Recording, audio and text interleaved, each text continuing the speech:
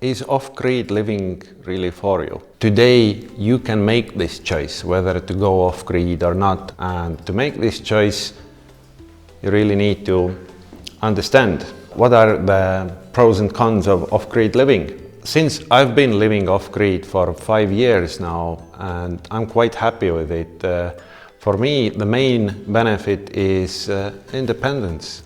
Plus, again, this is for me personally, the main thing for me is I feel that my children, while growing up, they get back the connection with the reality.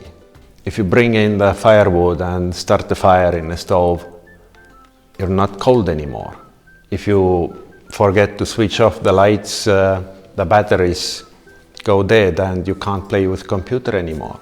They understand the consequences of their doings and not doings.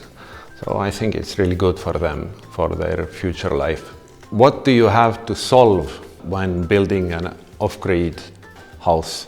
Is electricity, of course, solar, wind, power generator, combination of those, water supply, wastewater, septic tanks, heating, of course. From my personal experience, if you think about heating, don't do anything with electricity.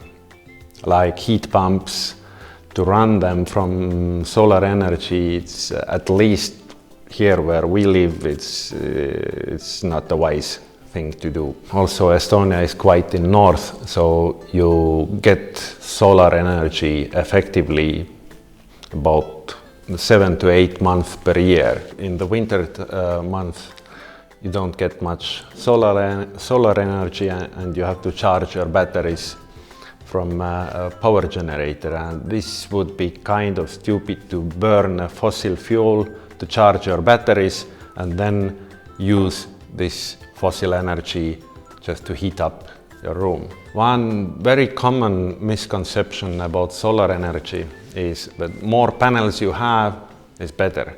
It's actually a balance between number of panels you have, an inverter and your battery bank. My battery bank, it's about 10 kilowatt hours. My inverter is 4 kilowatt capacity, and the panels on the roof, I have 6 panels, 250 watts each. That would be 1.5 kilowatts. In a summer, it takes 6 hours and the batteries are full.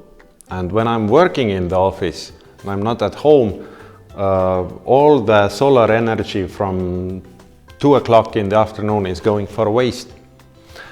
Again, in the winter, in November and December, it really doesn't matter how many panels I have on roof. You don't get much because we have no sun. It's pretty dark over here. And when you are living in a very sunny region, you may want to put more batteries and less panels so you can keep them full. And most important thing when planning your solar system or off-grid electricity system is to first think about consumption. What do you need to feed with this battery bank or your solar system? For example, I can't have an electric water kettle. Well, I could, but it would drain the batteries pretty quickly. So I have a propane stove for that, just to make a cup of coffee. But I do have a washing machine and dishwasher and TV, modem, LED lighting everywhere in the house. So you really need to think when planning solar system, first you need to plan the consumption. If you think that you definitely need an electric stove and stuff, well, you have to build much bigger system. Pretty often it's not economically viable. In most areas of the world, you probably need a backup generator. In case if you need some more power, and also in case if it's really cloudy for a week or so and you can't rely on sun. About water, I have my own shallow well and electric pump in it. It doesn't consume much electricity and I have running water like everybody else, and it's quite good, quite comfortable.